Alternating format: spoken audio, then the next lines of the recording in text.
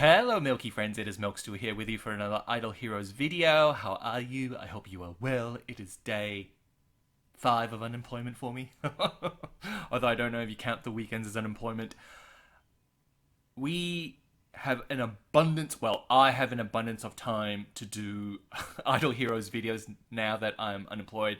And to start things off, it was kind of perfect timing that Void dropped around the time that I finished my current work, my current contract. If you don't know, I'm a contractor, so I do contracts. That's why I have a lot of downtime, especially in very uncertain periods of time, like we're experiencing now. Anyway, leaving that aside, we're here today tongue tie. We're here today to specifically talk about Realmsgate and the best way to go about that. And to be honest, that's the only thing in Void worth talking about right now. I mean, Swordflash Sea is there, and Core of Transcendence is blah blah blah blah, and you just need to pay a lot of money or a lot of gems to get all the cores. That's boring stuff. We don't need to go there. Barry and GDP, they've all covered that. They've built Swordflash Seer, and they all think it's fantastic value. So I'll let them deal with that side of things.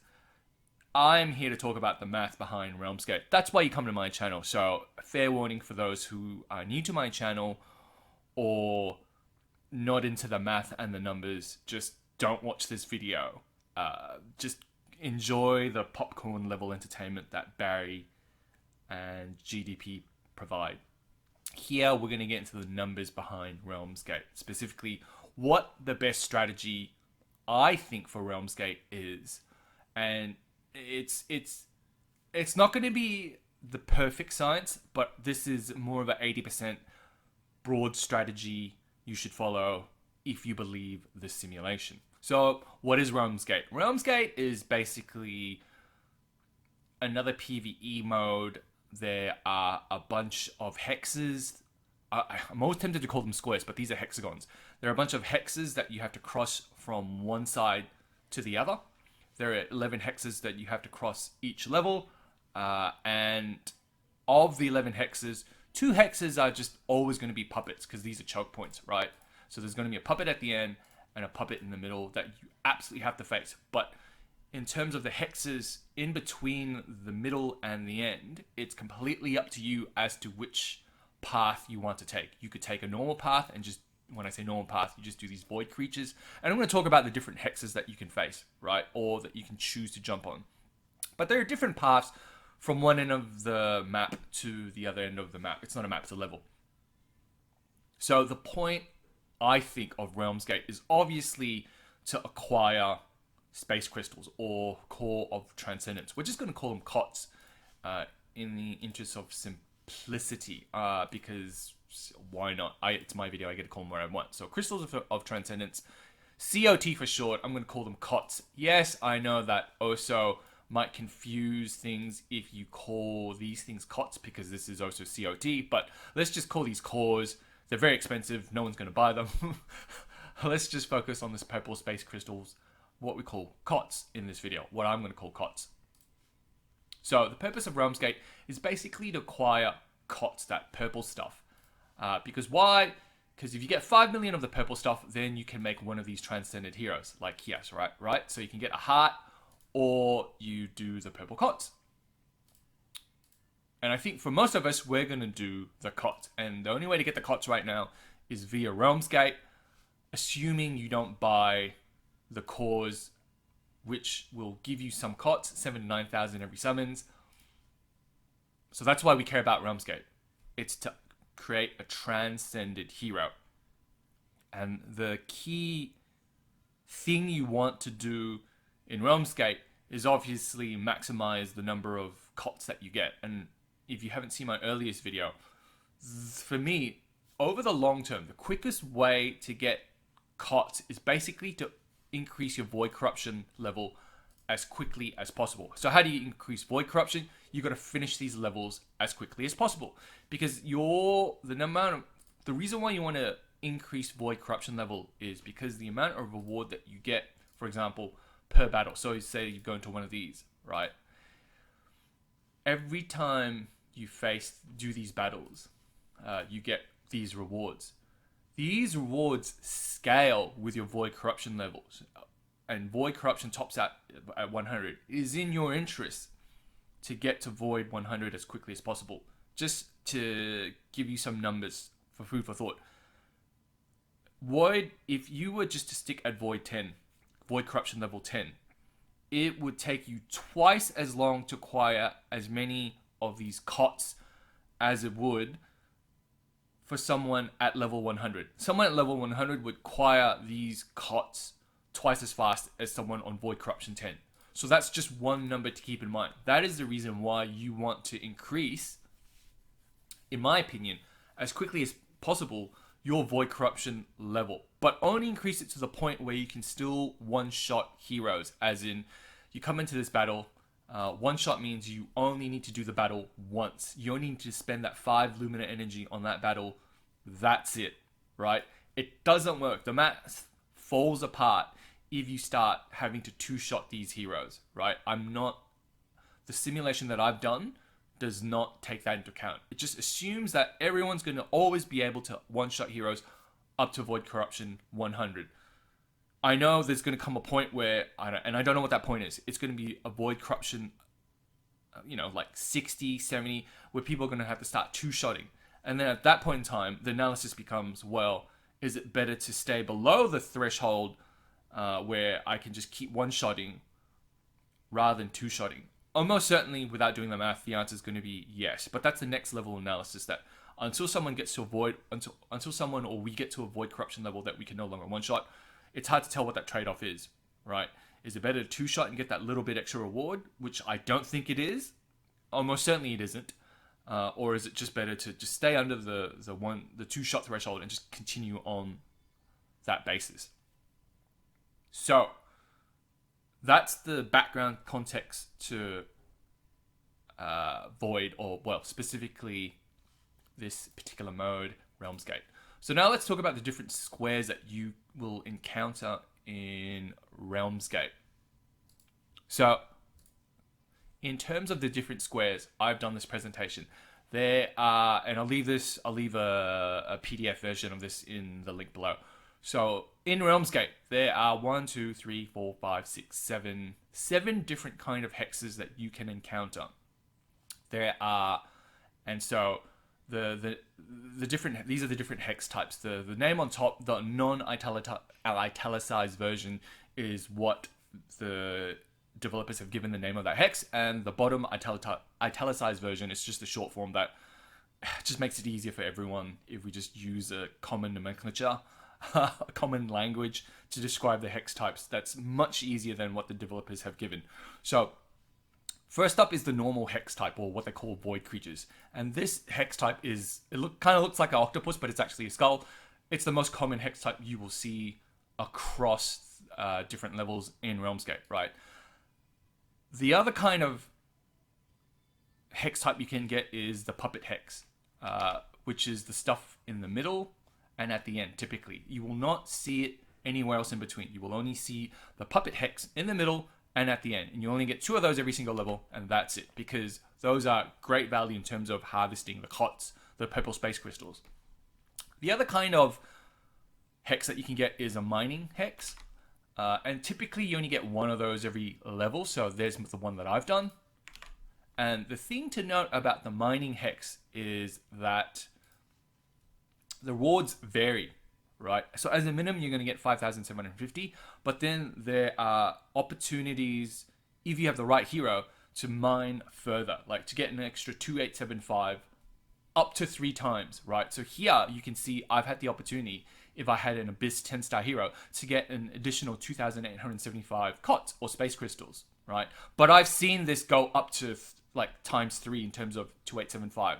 So I actually saw it on this level, right, with this mine that unfortunately I didn't take a screenshot. But basically, I had 3 chances or 3 slots, slots for 3 heroes: an Abyss hero, a Transcendent hero, and Assassin hero. And if I filled those 3 slots, I was going to get 3 times 2,875, which was amazing. Now, I don't have a Transcendent hero, but I did have a 10-star Abyss hero, or a 10-star hero rather, and an Assassin hero. So I just put 10-star Nakia in there, and instantly. She filled the requirements for 2 slots. So I got 2 times 2875 here.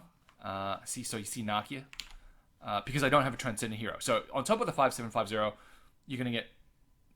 I'm going to get 28275. And I think in the majority of cases, as a minimum, you get 5,750 space crystals, COTS, plus the 2875, based on what I've seen, right? But as a minimum, 5750, right? So that's the thing to know about the mines. The next kind of hex that you can get is the Landlord Treasure, which looks something like on here, basically a treasure chest. And the thing to note about the treasure chest is there are 2 kinds of treasure chests that you can get on Realmsgate. The first kind is the normal treasure chest, and the way you can tell a normal treasure chest, if I zoom in, from a not normal treasure chest, a void treasure, is by looking at the keyhole in the middle of the chest. So if it looks like a normal key, like here, as opposed to here, which doesn't even look like it has a keyhole at all, it's just but a little circle. This normal one gives you normal treasure chest, right? And there are 5 kinds of chests that you can get if you do this hex. Well, you're going to get 2 chests in this hex, and those chests just vary. There are 5 different kinds of chests types that you can get there. The first kind will give you a Prophet Orb. The second kind will give you a Scroll. The third kind will give you 200 gems. The fourth kind will give you Pet Bits. And the 5th kind is the one that everyone's after. Will give you 4,600 COTS, or the purple space crystals. It's completely random, right? Most of the time, I've gotten Prophet Orbs, Scrolls, 200 gems. I don't know what the drop rate is for the space crystals. It's not 20%. Even though there's 5 types of chests you can get, you would then instantly assume, well, surely it's got to be 20%. It is not 20%. I've gotten Prophet Orbs, Scrolls, and 200 gems way more often than I've gotten the COTS. So that's the only thing to keep in mind about that. Land of Treasures. The 5th kind of hex that you can get has to do with Idle Ruins. So here you're going to face 3 normal bad guys, and you're going to get 1 Lucky Charm. And the Lucky Charm is basically these things that you can use. Is it any time? Yeah, so these charms I think just stay with you forever, because I haven't lost them. I got one of these 1 level ago. These charms, they're just, yeah, they're still there. So, yeah, it's a good thing. I've already spoken about Void Treasure. Question mark, we can just leave aside because it's just completely random what you can get, and I'm just purposely avoiding that. I think you can, most of the time you're going to get a chest of some sort, but the reality is you don't know what you're going to get. So I'm just not going to try and tell you what you could get. These Void Treasure hexes I've gotten once before. No, sorry, I haven't gotten at all. That's why I've said no idea yet. All right. I have left out 1 hex on this. There are actually 8 hex types. The last hex type is the Void Crystal. And the Void Crystal, I don't really know a lot about it. I have done it once. And if you do it, it's kind of like the Ruins, right? It's kind of like this one, where you face 3 normal bad guys, and then there's this altar or this obelisk where you can get a charm or a blessing or an exploration item, the crystal. So when I did it, I got this crystal. So when I did this one, Void Crystal, I basically got this crystal. And so this crystal, they all do different things. The one that I got says next level void map contains more Land of Treasures, which is this one, which is, yeah, it's neither here or there. Anyway, it's kind of a mistake that I've left that off. I should put that back on. Leaving that aside, we're going to factor that into our discussion. We're going to go with the punches. So, like I said, I've already gone over what Realmsgate is. It's typical level is 11 hexes across, of which 2 are puppets, and everything in between is up to you in terms of which type of hexes you want to face. Which one of the 8 hexes you want to face. You chart the course. If you want to hit those hexes, then go ahead and make sure you hit those hexes on your path. But the simulation that I've run is basically looking at what's the best type of hexes to hit? And the answer is it depends on what your objective is when you do Realms Gate. My one is to basically kind of get to Void Corruption 100 as quickly as I can, but I recognize that some people might want to do other things along the way, such as potentially maximizing the amount of COT they get per Lumina. But let's go through each of the scenarios that I've simulated. So the first scenario is the baseline scenario, what I call the normal only scenario. And so under that scenario, basically you actively go out of your way to just do normal hexes, the ones with the squid-looking creature that's actually a skull, right? So you basically only do the normal hexes, and the normal hexes you face 5 bad guys, right? So if you just do that for the whole of Realms Gate up to Void Corruption 100, it's going to take you 112 days to get to Void Corruption 100, costing you 26,765 Lumina. And so how I got 112 was basically 26,765 divided by 240, which is the amount of Lumina you get every single day, gives you 112 days. And overall, you're going to get about 2.2 million COTs, or 83 COTs per Lumina, right? So that's the baseline scenario. So then let's say, well, no, that's kind of not exciting. I want to do some things along the way. And so these are the scenarios that sort of show you what happens if you do certain things along the way. So let's say, for example, you want to do one chest along the way. So you want to do one of these one normal treasures along the way, right? And so in these hexes, you get 3 normal bad guys and 2 chests, right?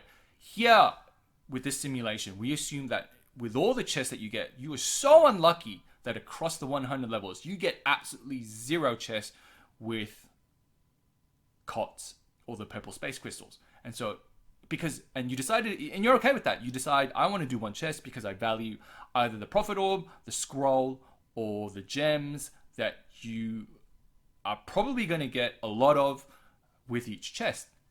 So if you did that, it's going to take you slightly longer to finish, or not finish, but to get to Void Corruption 100, 4 days longer, simply because these normal treasure hexes cost 35 each to do, or 35 Lumina each to do, compared to the 25 for a normal hex. That's why it takes longer, 116 days, and you're going to get less COTs, simply because instead of facing 5 heroes, you face 3 normal heroes, right? And if you're a sucker for punishment and you want to do 2 chests rather than 1 chest, well, it's just going to take another 4 days and you're going to get even less COTs. That's assuming, like I said, you get chests.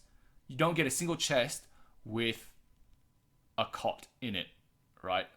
The 4,600 space crystals. So let's say you're going for speed. Melkstool, what's the quickest way to get to Void Corruption 100? The quickest way is to basically do ruins as they come up. So this charm hex, right? Why is that? Because you only face 3 normal bad guys rather than the 5 normal bad guys for a normal hex. And along the way, you get a charm. And so arguably, you face less bad guys, but you're buffing yourself along the way. So you could argue that if you're going for speed and you want the power to clear Void Corruption 100 or high levels of Void, this is the best way to do it, because you face less bad guys and you're getting these charms along the way that just boost you. And I think they don't expire. Honestly, it looks like they just stay there forever. I could be wrong, right? I don't know if they expire. So if that's the case, then you basically want to do this. Or if you have a weaker team, that you definitely want to go this path. And you can see it takes about 5 less days compared to the baseline scenario if you do at least 1 ruins on every single level, right? And you're going to get about 2.1 million hex, the same as 1 chest, no COT scenario. Again, because rather than facing 5 normal bad guys, you're facing 3 normal bad guys. Obviously, the more ruins you encounter and do, the quicker it's going to be. So now let's say, well, okay, I want to do a mine because I've heard mines are pretty darn good for value. So we've talked about the mines. And so if you do at least 1 mine each level, you're going to finish basically the same amount of time as the baseline scenario, which is great.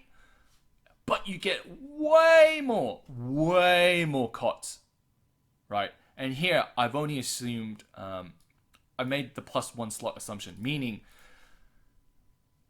over the long run, you're going to get to do these mining hexes, and on average, you're always going to be at least able to do get a +1 slot that you can do the 2875 extra, right? That's the assumption, as opposed to the up to 3 slots that I've seen that you can do that I explained earlier in the video. I'm going to assume that as a minimum, you're going to get the 5750 plus 1 extra slot that you will always be able to do. So you can see then that it is absolutely worth it to go out of your way to do these mine hexes compared to the baseline scenario. Under no circumstances would you ever avoid this. So now you're probably saying, well, hang on, Milkstool. The simulations you did here where you did the chest, it's not really fair to assume that you're never ever going to get a chest with space crystals or cots. Fine. Let's assume, because there are 5 different kinds of prizes that you can get: profit orbs, scrolls, gems, pet bits, and space crystals, that there's a 20% chance you're going to get a cot with, well, a chest with 4,600 cots. What does that do to the numbers? Here's what it does to the numbers. Basically, you're going to take 116 days, and you're going to get more cots overall. So it's going to take about 4 days longer compared to the scenario, and it's going to take, well, you're going to get just a smidge more cots. But if you look at just the numbers overall, you know, kind of like 84 cots per lumina compared to 83 with the baseline scenario. You got to ask yourself, well, 2 things. One, do you really believe it's 20% odds of getting a chest with 4,600 space crystals? If you believe the odds are higher, then you should absolutely probably do this compared to the baseline scenario. If you believe it's lower, because we don't have the stats, I don't have the data mine. If it's lower, then you should absolutely actively avoid these chests, these normal chests, because it's just terrible value. So the takeaway and the so what is, if you haven't worked it out by now, but you're all smart, so you probably have, it's basically to do the path with the mines. Like, you should just actively go out of your way just to do mines, right? The other thing that is probably in the back of your mind as well, I should probably at least do 1 mine, and if possible, do 1 ruins. And why would I do 1 ruins? Well, leave aside the speed factor. It's more the case of, if when you do the ruins, these charms, these blessings do not expire, if you acquire a fuck ton of these over time, you're going to have like 50, 60 of them. It's going to stack up to the point where by the time you get to 100, Void 1, Corruption 100, if those blessings don't expire, then you could theoretically, you have so many blessings that you can theoretically one-shot Void Corruption 100 heroes. And so that's why in my mind, I'm kind of like, well, isn't the strategy then to do 1 ruins and 1 mines? But prioritize mine over ruins when I chart out my path across each level. That's where my head is at right now when I've done the simulation. Don't know what you think. Don't know if you agree. Comment down below if you do. Anyway, guys, hope you enjoyed that video. Like I said, it's just for the math heads out there, the guys who are trying to run the numbers and trying to work out the best strategy. I'm going to leave this presentation in a link below, or a version of this, the PDF version.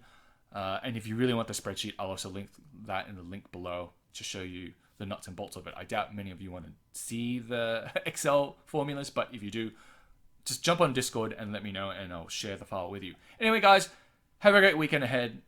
All the best.